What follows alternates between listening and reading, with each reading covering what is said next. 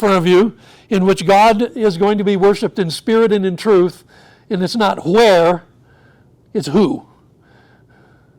So that changes things, and Jesus becomes a precedent for that. Yeah? I have a question about traveling around Samaria to avoid the ritual impurity, but would they not become impure if they went into the Decapolis, which was a Gentile area? I think going through here was not only a matter of impurity, it's a matter of safety. Okay. Because there was violence between Samaritans and Jews.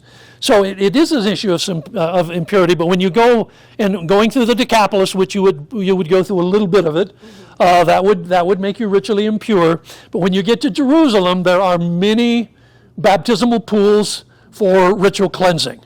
And so they would naturally do that. I'll show you a picture of one of them here in a moment, but they would do their water ritual to sort of clean the dust of the Gentiles off. Okay? Yeah. So good question. Over here, Dan. Yeah.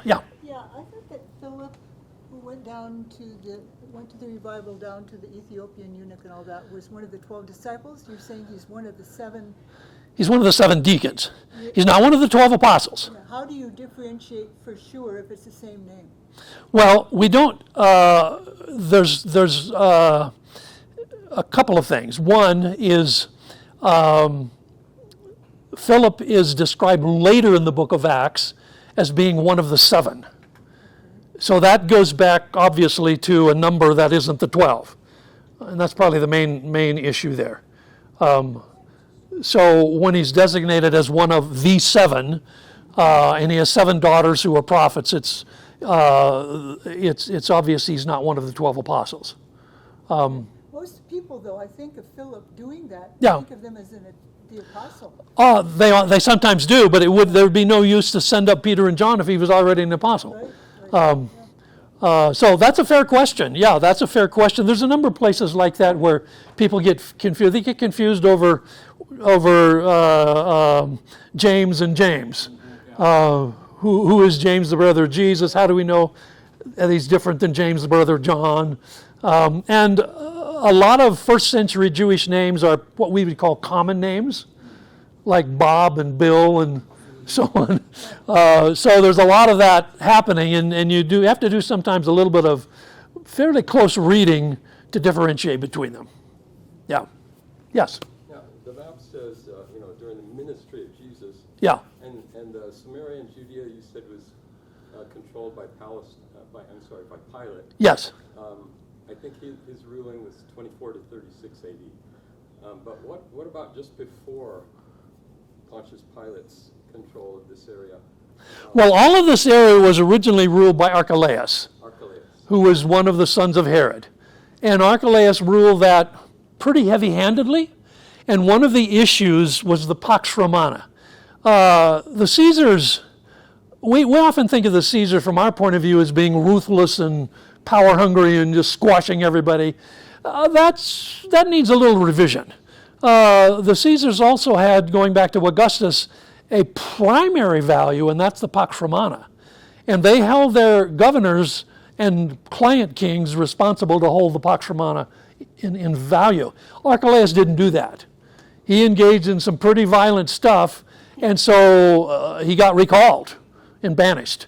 And that's when they put the procurator in. But so far as I understand it, all of that area from Judea and Samaria are under the jurisdiction of the procurators from day one. Pilate is about the 3rd procurator at this point. I'd have to look to see for sure. But he's not the first one. But anyway, they followed in suit. Yeah. The Samaritans did not use the word Messiah such as we're used to, because the word Messiah in the Old Testament begins with David, and the Samaritans only hold the Pentateuch as their sacred text. So it didn't say anything about David or the sons of David or the anointed king or something like that. But they did have the idea of what's called a tahib, and that is very similar to Messiah. And so they probably would have understood Jesus in that sense, the prophet like Moses, who was the tahib. So anyway, this changes the outlook of things significantly. So now you've got a proselyte as a Christian. Now you've got some Hellenistic Jews, Greek-speaking Jews who are Christians, and now you've got Samaritans that are Christians. So the boundaries of what used to be the elect is getting bigger. And Peter and John, convinced that this was approved by God, continued to preach in the Samaritan villages. So what we have here is the beginning of the fulfillment of the program that Luke sets us up for at the beginning of Acts. That the message of Jesus will be preached in Jerusalem, Judea, Samaria, and to the nations. And that's where the book of Acts is going. In fact, the last Greek word in the book of Acts is the word unhindered. And it has to do with the preaching of the gospel outside the Jewish circle, unhindered. And so that's sort of Luke's artistic flair, if you will, for ending his thing. But people often wonder, well, why doesn't he talk about what happened in Paul's trial? That's not his point. His point is that the gospel is unhindered. That's his point, and that's the last word in the book, not what happened to Paul's trial. And so I think you have to understand some of those kinds of things to appreciate what's happening. Now we move further ahead. Yeah, I'm saying, go ahead. So that's also why Luke kind of puts together that book or that letter in the way that he does, where he starts small and then keeps expanding. Yeah, I think so. I think that's exactly why. Because he starts with the story with the seven and then with Peter and John. And that's right. Paul. That's right. It's like It is literally like continually enlarging circles. Yeah, I think so. Now we come to a new category. This is called the category of a God-fearer. You find this in Acts chapter 10, in which Peter is staying with a tanner. That immediately says Peter's made some progress in disreputable people. Because in the Talmud, tanners are at the bottom of the social scale.